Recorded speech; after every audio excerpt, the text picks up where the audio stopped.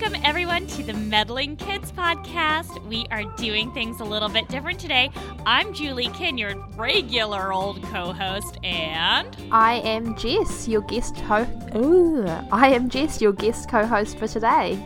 Now, Jess, you have a really not Athens, Georgia accent. Where the heck are you from? So I'm from New Zealand. I've heard of that. Yes, yeah. That's an island. And on New Zealand, apparently they have Scooby-Doo. They do have Scooby-Doo. It is something that we do know about. So I'm here to have a chat about the new episode. Yeah, so today we're going to talk about the first episode of Season 2 of Scooby-Doo Where, Are You? Nowhere to Hide. But before we get into that, I have some stupid American questions for you. Is that okay? That's absolutely fine. Okay, so tell me in general... okay, sorry, as it's coming out of my mouth, I realize how idiotic I'm sounding, but I'm going to go for it anyway. So, do you all have, in general, the same popular TV shows we have, or are your TV networks more limited? And I'm guessing things are different now. Maybe like 15 years ago. Like, what was the state of New Zealand TV? We do have quite a few of the same popular shows. So a lot of our shows that we watched, especially like when I was a kid, were from America, were Cartoon Network shows. So, and we didn't have a lot of our own shows being made. They were quite few and far between. Now there are more New Zealand shows being made, but there's still a lot of American shows showing up in our popular culture for sure. So when we're just talking about random popular culture stuff, you totally get it. You get those connections and understand what we're talking about. You're not like Buffy who? No, for the most part, we get all the popular TV shows.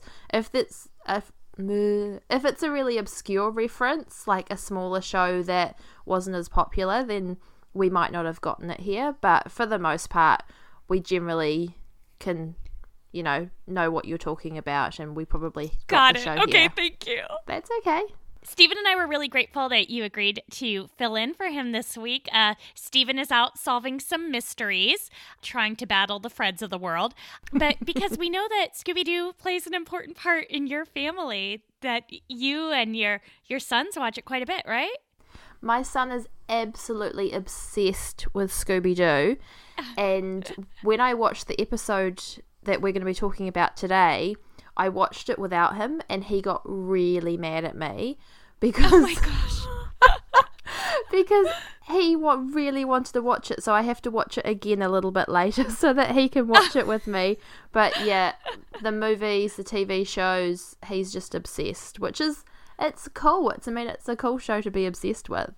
Yeah, there's definitely much worse things. Absolutely. I'm glad you got to see it twice, so you could really solidify this heady content. Yeah.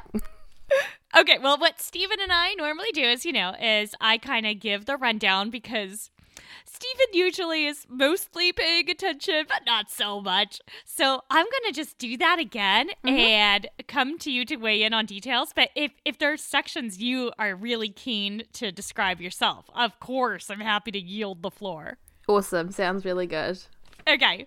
Well, this episode, I don't know if you'd agree with this, Jess, but I think it's entirely an allegory about human subjects research and ethical complaints. So I think the very clever Scooby-Doo writers deliberately made this as a retort to the Tuskegee experiments and other massively horrific scientific research using human subjects design that were not appropriate and did not go through an IRB review. The end. You've put a lot of thought into this. Well, I did. Okay, so you know that I do a lot of research in my real life. Yeah. And just fun research on my friends and family, of course, because who wouldn't, put your kids in a Skinner box and all that. Okay, well, in this episode, there is some research, and I do not think it was approved. But anyway, okay, we start off with kind of a different theme song. Did you notice that? I did.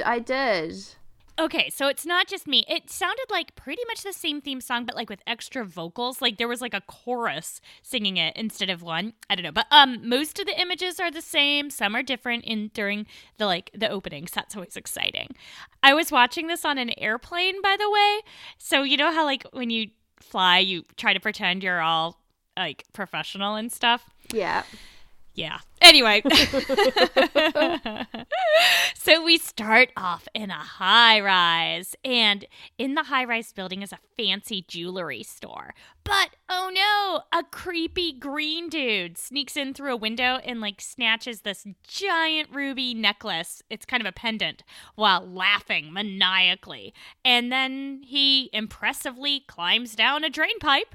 But he's, like, not sneaky about this at all. No. He's just kind of, like, laughing really loud, trying to get attention. And he laughs so loud that one of the police officers hears him, turns, and he's like, oh, yeah, that's the ghost of Hyde. What do you expect? Now, can I get your help, like, describing what the ghost of Hyde looks like, if you recall? Yes, he's green. He's green and ugly, and he's got a hat and is it like a trench coat? Is that what we call it? Yeah, I think so. So he kind of looks like he is up to no good with the hat and the trench coat, and then he's green, which is just strange. That's not what colour people are. So no, not usually. Not unless they're very unwell. That's exactly what I was thinking. Like, he should be laughing his way to the doctor. He should have been getting into an ambulance. And he has a very prominent chin, as I recall. Yes. His face is oversized. Meanwhile, the kids are at the malt shop. More stupid American questions. So, were malt shops a big deal in the 60s? When you were around in the 1950s and 60s? Back in my day, when I first saw it, I thought malt like as in like malt whiskey, and I was like, what are they doing drinking? Aren't they supposed to be teenagers? I'm really confused. But then I realized it was like a milkshake or ice cream shop. Yeah. Now, a malt and whiskey shop, that would make for a very different and very exciting episode. Maybe that's where Steven is right now.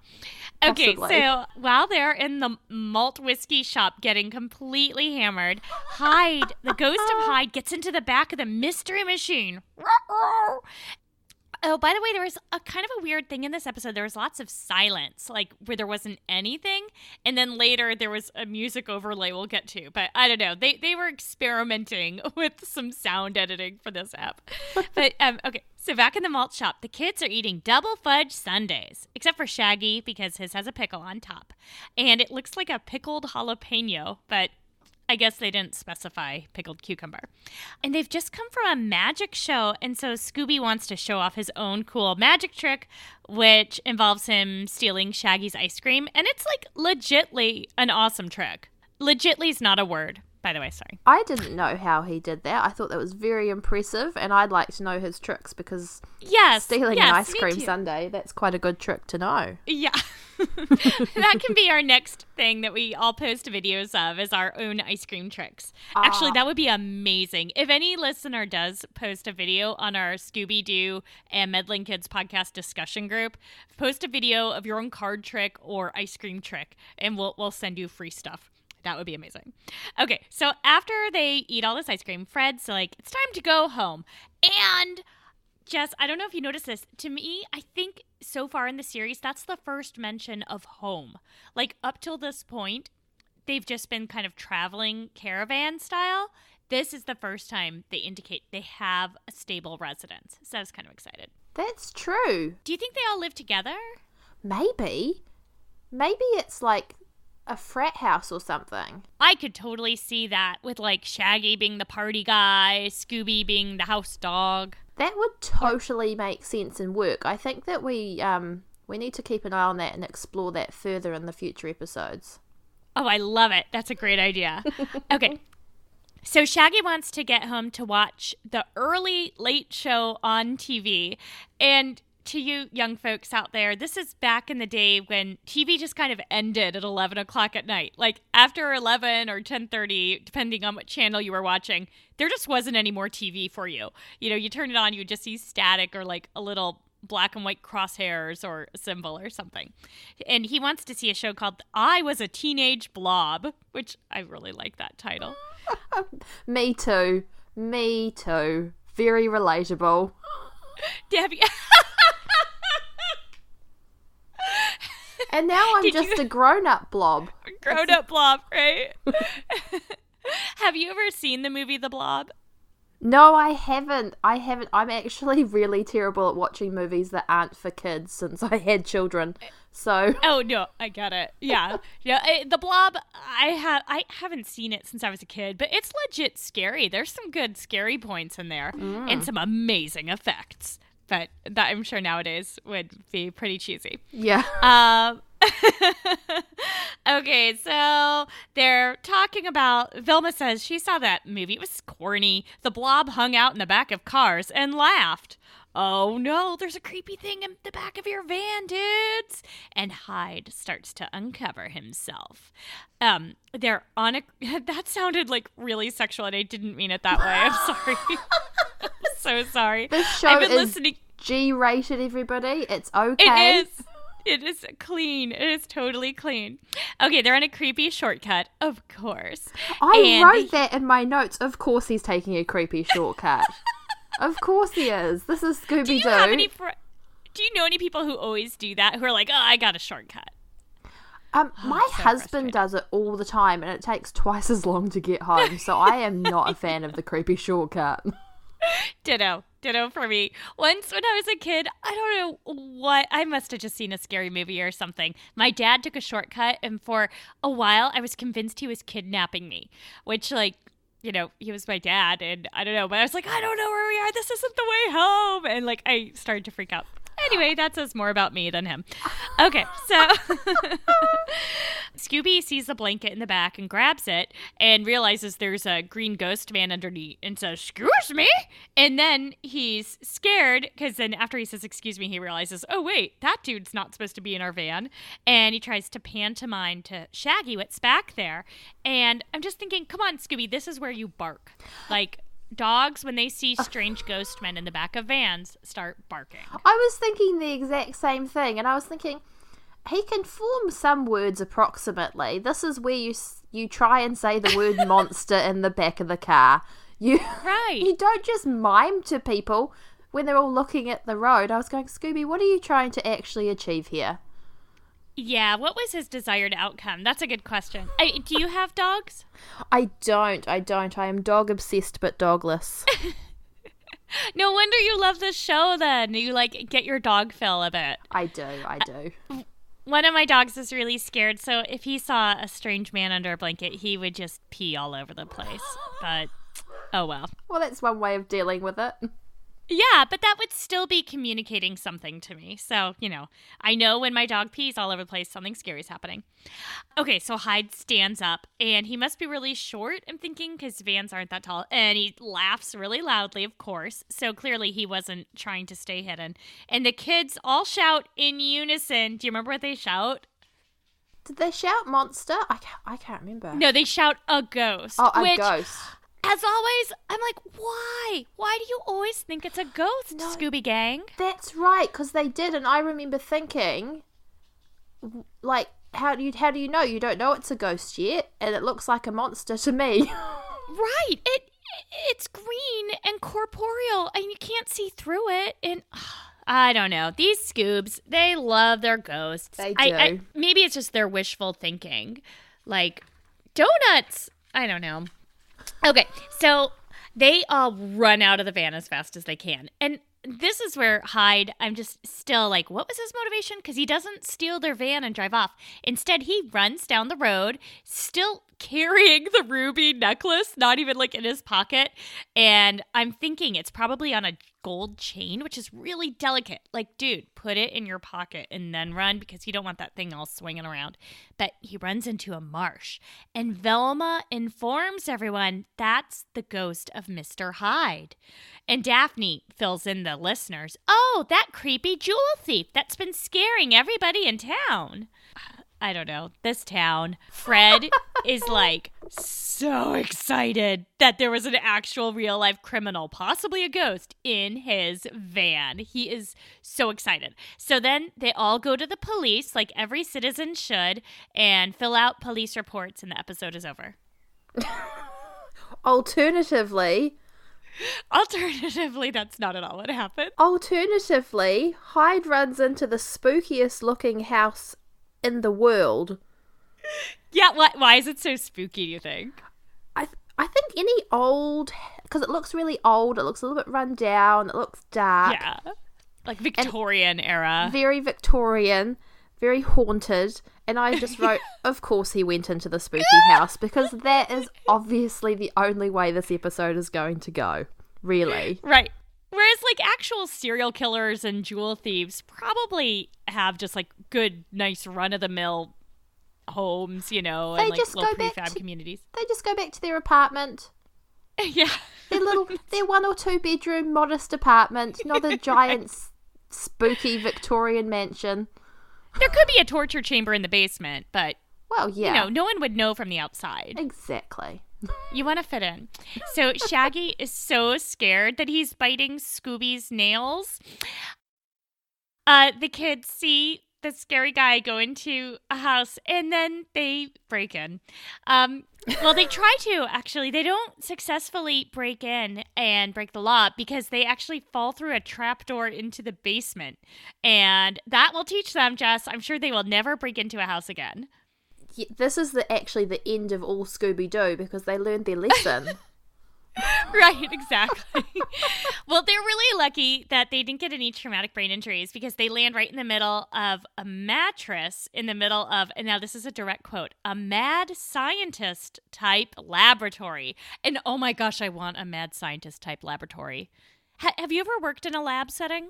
No, I haven't. I have not. I have, but I do social science, so it's all boring and safe, and there's no beakers. It's just like humans and surveys and computers. But this place looks amazing. It does. It looks like every sort of, like, I don't know, I quite like science and experimenting and putting things together, and looks like everybody's dream place to just go and make some potions and some concoctions. Yeah. Do you and your son ever, like, make pretend potions? No, he's really, really not into any of that. It's so upsetting. I'm like, let's mix stuff together and see what happens. He goes, nah. Exactly. Well, okay, so maybe he could take a note from my daughter, because what she does is she creates potions to kill Hitler. She's really obsessed with Hitler and talks about him all the time and hates him, which is good. She's obsessed with him in, like, not hero worship way, but she talks about him constantly. And she'll, like, go into, like, she'll take peppercorns and dirt and snow and dried leaves and some sticks and leftover mashed potatoes and, like, stir it all up and see what happens, and says it's a potion to kill Hitler. She is an amazing kid. So, listeners, Julie and I were sending videos of our kids back and forth last night, and I was just watching her videos. I'm like, she is so cool. And my kids are awesome. And your son too. Your son was funny as well. My son was watching them going, can they be our new friends? I'm like, absolutely, buddy. We will have them. My kids were obsessed with his accent, by the way. They're very excited about that, and they just thought he was adorable. Aww. Okay, so anyway, especially when he was describing Scooby-Doo villains, that was very popular. Okay. So the door opens to the mad scientist laboratory, and just like Professor Utonium from the Powerpuff Girls walks right in. Just this 1950s-ish kind of professor in a lab coat scientist dude. And he's like, what are you kids doing here? I put down that because Shaggy and Scooby were hiding, like, under a blanket. Yeah. And the other 3 were kind of standing behind a pillar, and they all get spotted right away. And I'm just like, you guys would be so bad at hide and seek. I mean, the dog, I get it. Very large dogs sometimes do that. Like, as long as their eyes are hidden, they think their rump is out. Yeah. But Yeah, I mean, Fred, you're a known serial killer. You should know how to hide. Absolutely. Like, he is really not on his game today. Not at all. But the dude, the Professor Utonium dude, is holding a ruby. And Daphne says, "Would you believe we're looking for a ghost?" And then we get our commercial break. Murder Road Trip is a true crime podcast where I, your host Haley, discuss murder cases in my car, aka the Mobile Beats Lab. Join me and my partner in crime, H.H. Gnomes, on the road. There will be games, mixtapes, and snacks as I make the research journey to murder scenes around the world. Make sure to check your back seat, and I'll see you at the next rest stop.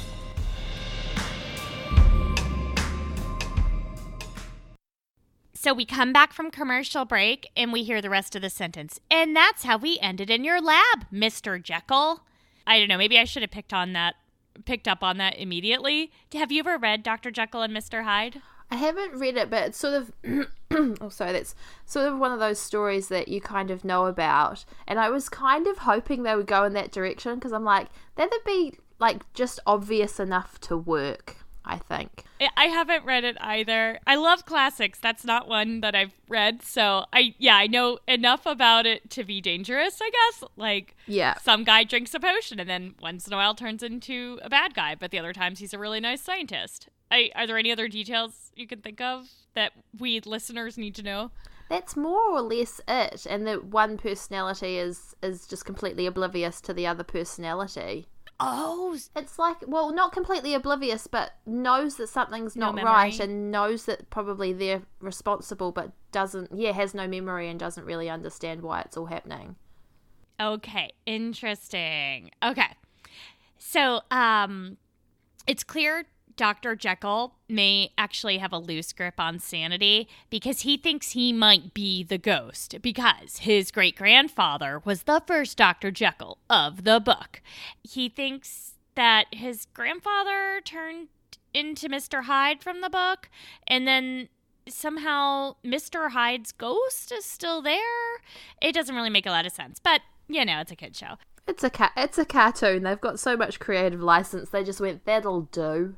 Yeah, that'll do. Yeah. So for the past 3 years, he's been working on this vitamin that you only need to take once in your life. So that's pretty cool. I'm not a big believer in vitamins, but if I only had to take it once, sure, I'd do it. Yeah. And he finally perfected it, and he slurped it down to test it. So here comes our first human experiment without an IRB of just this dude being like, okay, here it is, glub, glub, glub, glub, glub, all by himself. Now, I will tell you, Jess, researchers do actually do this somewhat. So all the researchers I know who actually make edible things or have nutrition shakes that someone needs to take as part of a study or that has, I don't know, methamphetamines in it or whatever for drug studies, they will actually try it themselves because most of the people I know who do this kind of research don't want to have their test subjects take something if they're not willing to do it their own self.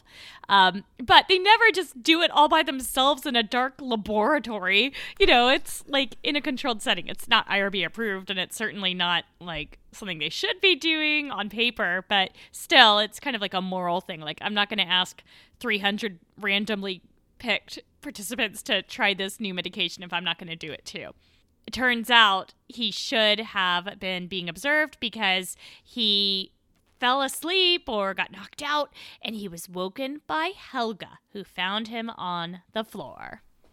I just thought it was really interesting that 4 teenagers and a dog fell into his basement, and the first thing he does is tell them about his problems and not ask why on earth they're there. Oh, yeah. I found that really interesting, and I thought, we're just going to skate right past the fact that there's strangers now in your house. You have a booby-trap door for them to fall into, and they're just here to listen to your problems. I just thought that was quite interesting. Maybe he was trying to impress Daphne? Well, this is always a possibility. That's a good point, though. I mean, maybe they're just such great listeners. He's just I've been waiting and waiting to tell someone this story. Because Helga's not, really warm. No, she's not the nurturing type, I don't think, our Helga. Would you like to describe Helga for the listeners, if you don't mind me putting you on the spot? No, that's fine. So Helga is the housekeeper, and she is very tall when she stands next to Scooby and Shaggy. She's very tall. She's got sort of like a blonde, short bob haircut. She actually looks quite masculine, I think. Very much so. Yes. And she is the housekeeper that is around, obviously, to help Dr. Oh, hold on. Is it Dr. Jekyll or Mr. Hyde? Dr. Jekyll with all his household things. So that would make sense that she would be the first person to find him after he's taken this potion and woken up. Yeah, and she's wearing like a maid's uniform, but it's kind of like baby blue. And with her very light blonde bob, it just looks extremely like mismatched very deliberately to almost make her look even more mannish. And like, if we hadn't heard her voice, I would have definitely thought not a cisgendered individual. But she also has this extremely feminine voice, and we get the sense that she just is built like a softball player or an Olympic swimmer. She is just really top-heavy with muscle and brawn. Yeah, absolutely. And I thought that the uniform looked quite silly on her because it kind of, I just don't know, it just didn't fit anything else. And it looked like it was on purpose far too small. Yeah, just something childlike, and I don't know. Yeah. It was definitely an interesting look. I'll post some screen caps online on social media later. She had woken him up from his stupor, I guess, and he had fresh mud on his shoes. And then the same thing happened this very evening, but this time when he woke, he found this ruby in his pocket. So now he believes he's the ghost of Hyde. So he must not be the thief, because if he was, he wouldn't just be like, hey, found this random stolen ruby. But then if he's not the thief, why would the thief give him the ruby to hold? It's not making a lot of sense here if the thief's goal is to take that ruby and sell it for actual money. Unless it was just the thrill, it was the goal, or framing Hyde. Maybe we need to look at who would inherit this house if he gets arrested and hanged or something. Do they hang people for stealing rubies? That's not a thing. Sorry. Probably not this century, no. Not this century, no. You're right. But in previous centuries, yeah. I quite liked it how Scooby-Doo was all of a sudden a gem expert, and he pulls out his loop and checks the gem and confirms that yes, that is a real ruby. And I'm going, how many dogs have got that level of training? That was quite interesting. He's an incredible dog. Good boy, amazing. Scooby. Well done, Yay, Scooby-Doo. Well done. So Velma looks at this dude's shoes, and yeah, they're muddy, but they're dried mud, so he couldn't have been in the swamp this evening. And so it's like, okay, were you lying then or are you lying now, dude? And Fred says, there's something strange here. And I'm like, yeah, of course there's something strange. This is just like the episode of the cat creature from, I think, maybe next season, which is my very, very favorite Scooby-Doo of all times. So just listeners, when we get back to the cat creature episode, which I think the formal name is Make a Beeline Away from That Feline, we'll be coming back because it's all about this cat creature who gaslights this poor old lady into thinking she's the cat creature. Spoiler alert. Anyway, we'll come back. Okay, so the kids go searching for clues, and Scooby and Shaggy are in the attic, and it's really, really cobwebby and stuff, and Scooby plays a spider web as though it's a harp, and then a bunch of bats fly out of a trunk, and there's lots of funny clothes and costumes, and anytime Scooby gets a hold of costumes, you know something fun's going to happen. So Scooby walks over to a wardrobe, and we know there's going to be a ghost in there, right? Like, because it's all spooky. He is really scared of whatever he sees inside, but it turns out it's just a mirror of him. So just kind of your typical Scooby-Doo antics up here, but like nothing spooky yet. Until a shadow scares them and they try to leave through a door. But here comes one of those like absurdist gags where it's not something that could actually happen in real life. Every time Scooby opens a door, there's another smaller door behind it until the very last door is a door to a mouse hole, and the mouse shakes his little paw angrily at Scooby. I love that bit so much. It's just so classic 70s cartoon. Agreed. I know. I just really loved it, and I had to pause because I was having a really big giggle about it. And the mouse looks so angry. Yeah, he's like shaking his paw like, hey, dog, how dare you open the door to my mouse hut? Yep. Oh, I love this show. Okay, it turns out the shadow was just Helga. And I was wishing here that she had a really awesome accent, but she doesn't. It's just like a high-pitched female American voice. I am so surprised. I was expecting, and I don't know why, but I was expecting like an Eastern European German accent or something. I don't know why, but that's what I was expecting. And yeah, it was just a normal American accent. I was going, okay, well, we'll just leave it at that then. I mean, I guess, okay, to be fair, if she was like, yeah, it's me, Helga, then we'd be like, okay, ethnocentrism, what's wrong with Western and Eastern Europeans? And, so kind of darned if you do, darned if you don't. We would have been making fun of them for that if they had done it, but still, it seems like a missed opportunity, I'll say. It does. She's mad at the mess that they've made, and she starts dusting as they sneeze their way out. And the other kids are in the living room.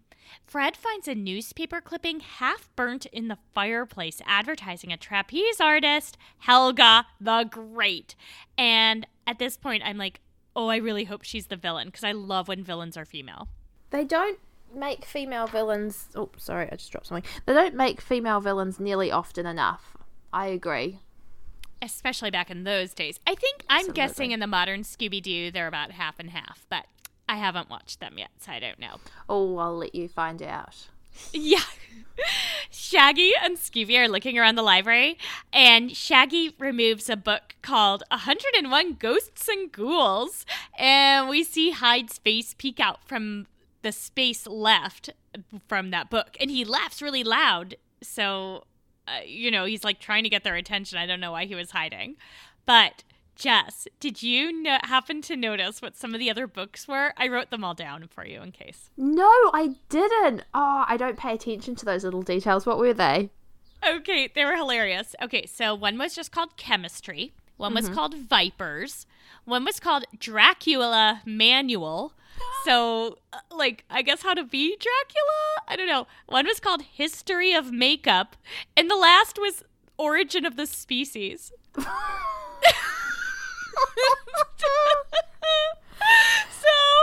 I don't know if this is supposed to be like a treatise on Darwinism as well, but you could definitely take it that way.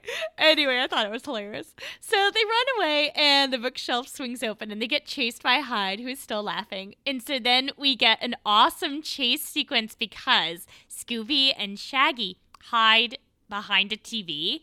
And then, do you want to describe this? I don't want to steal all the good bits and gags. I love this part. It was so funny. So they hide in the TV, and then all of a sudden the costumes that were in the attic are with them, and they're in the TV putting on costumes and acting back and forth these different scenarios. And I think they do 1 or 2 different costume changes before they reach out the TV and poke the ghost. Yeah. And I'm like, why are you doing that? He's going to know that you're not a TV anymore. Oh my gosh, they just can't resist poking and getting his goat. I have in all caps in my notes, I love this. This is the classic stuff that just makes me love this show so much more than anything. Okay, so then they run away, and then all the kids reunite, but they Shaggy and Scooby accidentally knock themselves and Velma into a laundry chute. One of my friends, he has a real life laundry chute in his house, and there are children living in this house with them, his kids, and they've never messed with the laundry chute, to which I'm completely shocked. Have you ever lived in a house with a laundry chute, and did you get into big antics with it? I have not. So houses here, from watching House Hunters, which I do a lot of, I think are significantly smaller than houses in America. So I've never even seen a laundry chute in real life. So in my notes it says, are they actually big enough for dogs and people to fit down? You know what? They are actually. Are they? That's him I mean, but like with a hilarious. squeeze, like Shaggy would, not in the way that this one worked, but like enough that, okay, Shaggy definitely could get in there because we know he's real thin. Velma with some scooching around. Scooby, I don't know. But I'm telling you, if my brothers and I had one of these, we would have tested it for sure. Oh, I can imagine the exact same thing. If I'd had one as a kid, I would have been like, that looks like just a really big fun slide, and as long as there's something soft at the bottom, I'm good to go. Exactly. Oh my gosh. I wish. Okay. Well, I'm definitely never building one in any of my houses because my children take after me and not my much, much smarter partner. Okay. So the kids reunite again. Velma wants to search Helga's room. And first of all, kids, don't go into other people's rooms, especially the hired help. It's so disrespectful. They already have to be like subservient and stuff. Anyway, for the live-in housekeeper, though, her room is fabulous. She's got this 4-poster king-size bed and like enough room for a little sitting area in her room. Shaggy's hanging out outside eating fruit from a fruit bowl, so we know something's going to happen out there. But Fred and Daphne are totally invading her personal space, going under her mattress to look for stuff. And there they find phosphorus paint and a bottle of pills, which Fred immediately recognizes as knockout drugs. How do you know that just from like a little look at the bottle? This is what these are for. They're for knocking people out. Really, Fred? How do you know that? Is it because you're a serial killer? It's not good. No matter how he knew that it was roofies or whatever, it's not great. There's really no good answer there, Fred. Anyway, Scooby is peeling a banana, and I'm thinking that banana's going to be like a Chekhov gun when, someone needs to slip on that peel by the end of the episode, which we only had like 7 minutes and 46 seconds left at this point. So I'm like, that peel must be slipped on. But I was totally wrong because he throws away the banana and eats the peel itself. Which is just a little gag. That is so weird. I was thinking the same thing. I was like, this is gonna end classically, and it didn't. It didn't. Well, it showed us wrong, I guess. I mean, they're only in the second season of this series. It goes on and on in multiple ways for decades. So what are they going to do next? So Shaggy runs into Helga's room to let everyone know he found something interesting in the fruit bowl. But as he's about to describe it, the ghost of Hyde White nabs him. And the kids try to find him, but he's vanished. And so we'll take another commercial break. And this time I want to talk about, for our commercial break, the Washington Center in Olympia, Washington, the Washington Center for the Performing Arts here in Olympia, Washington, where I work and live. I don't know what I'm talking. I'm sorry, Jess. Let me try that one more time. It's okay. You're all right. So the Washington Center for the Performing Arts here in Olympia, Washington, in the Seattle area, South Sound, Puget Sound area, is bringing in Brian Reed. He was the executive producer for Serial and S-Town. Oh my gosh, I am messing all this up. I'm just going to record this later when I have the text in front of me because I was trying to remember it. That's all good. It sounds like it's going to be a really good ad, though. Like, I want to come to this. What's happening? Yeah. Okay, let me try it one more time just real quick. So the Washington Center for the Performing Arts here in Olympia, Washington, where I live in the South Puget Sound near Seattle, is bringing Brian Reed to town. And he was the producer for S-Town, and he was also one of the producers for Serial and This American Life. But he was like the dude in S-Town. And the show's going to be all about making S-Town and kind of a peek behind the curtain with all sorts of outtakes and how they did it. And I think all of us podcasters are going to learn a ton from it, but it also should be really fascinating look at this story because they did like hundreds of hours of audio and had to cut it down to a 7 or 8 part series. Did you listen to S-Town yet? I did. I listened to it like the second it came out. Oh my gosh. Yeah, I had to listen to it immediately because, well, you and me, we have so many podcaster friends. You knew they were going to be commenting on it on social media. So it's like we had to binge it immediately before anyone could spoil it for us. It was incredible. And not just as a podcast, but as a storytelling medium in general. So you can get tickets for this still. It's in February. But if you go to washingtoncenter.org, you can buy tickets there. And be sure to let them know we sent you. February, that's enough time for me to buy a plane ticket and come over, I'm sure. Yes, it is! I'll buy your tickets to this Myron Reed show if you do that. Okay, so let's... Oh, I've got in my notes, describe your daughter's potions, because as we come back from commercial break, we see horrifying, more not IRB-approved research. And I know it's not IRB-approved because there were no consent forms anywhere near here. Shaggy is strapped to a gurney, and Hyde is delightedly mixing potions with lots and lots of laughter. So maybe you could just have your son pretend he's Dr. Hyde or Mr. Hyde. So Shaggy asks, "What are you going to do with me?" And Hyde shows him a picture of a frog. So now I'm convinced that Hyde is Helga, because why else wouldn't he be speaking? You know, Helga has such a high-pitched voice.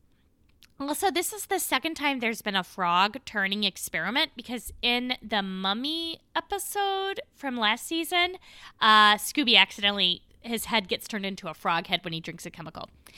Anyway, Scooby runs in and tries to save Shaggy. And again, I'm like, bark, Scooby, or pee threateningly like Scout would. But we have a big chase scene while rock music plays. I love the chase scene music. I thought it was really cool. Did you? Oh my gosh. Can you describe it for us? I've got the lyrics here. I just remember thinking it was really cool. I'm not good with details. Okay. No, that's okay. I'm sorry. I keep putting you on the spot. Let me find the lyrics. I think it's hilarious that you think it was cool, because I thought it was the weirdest thing. I mean, it was cool in a what the heck is going on way. I thought it was kind of cool in a I wasn't expecting that to be the chase music, but I can get into this. Yeah. It was kind of like, I don't remember the exact tune, but it was kind of like la la la la la la la la la la la la la la la. Like you could imagine a music video for it from the 60s with like faded backgrounds and people running towards each other in fields of daisies. Yeah. And this is during a chase scene. And some of the lyrics are I took a cup full of sunshine, added a touch of the rainbow, sprinkled some happiness around it, and a little bit from a song I know. One smile and a whole lot of lovin' is my recipe, all that couldn't make up my baby, and what my baby means to me. Meanwhile, the scientist is falling on the gurney and getting shoved downstairs, and there's electricity and potions. But sing about my baby. It was bizarre, and I loved it. It was so random. Yeah, it was pretty random. Steven said there's a different song in every episode this season, so I can't wait to see what's next. And like, what did these artists have to do to be the one musician? Anyway, there's lots of antics involving the gurney and lots of crashing downstairs and into closets. And then Scooby and Shaggy run out the back door and start paddling away on a lump in the water that turns out to be an alligator, which tells me we're now in Florida, which is the worst of the United States. I just had written, why is there an alligator? Why do we, like, it was just so random that, of course there's an alligator there. Why am I asking questions? Of course there is. It's Scooby-Doo. It's creepy. It's like more risky stuff. But Shaggy, fortunately, is brilliant. He uses the paddle sticks as stilts.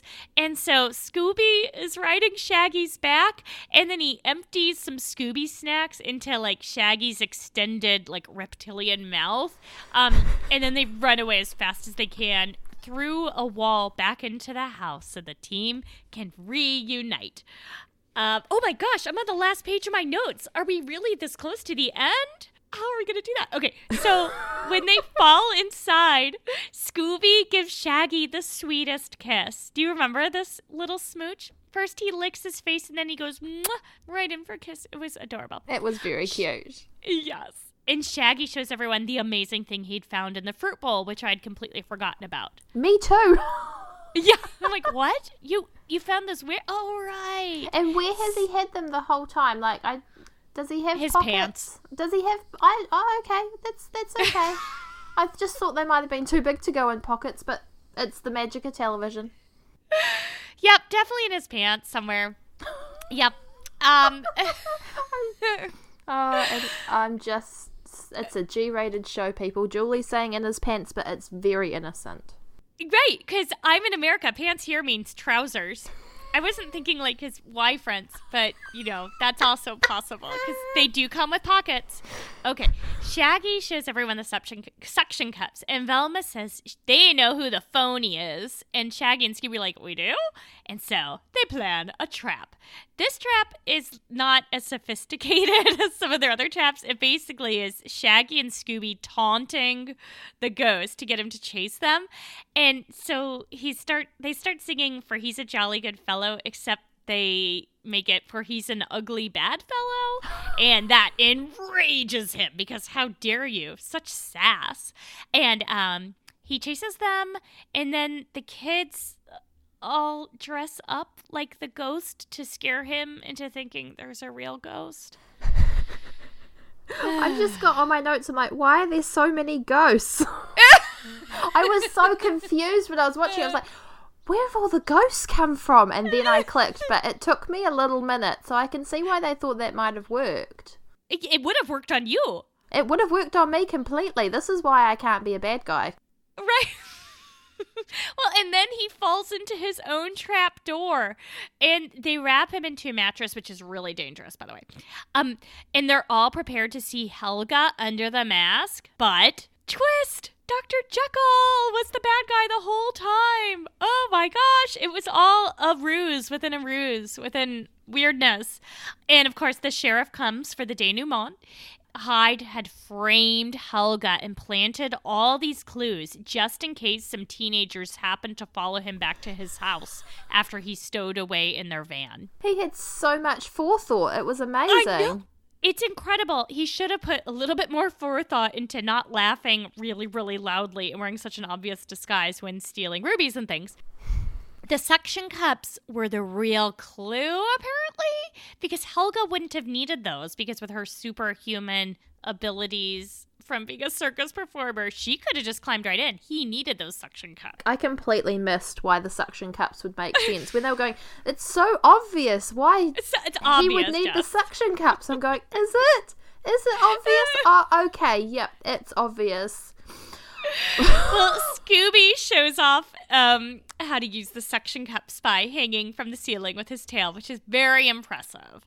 What would you do if you had those suction cups? I'm terrified of heights, so I probably wouldn't go very far. It might be good for checking the smoke alarms or changing the light bulb, though. That's what I was thinking, too. Changing light bulbs. Yep, for sure. Oh, the smoke alarms. Yes.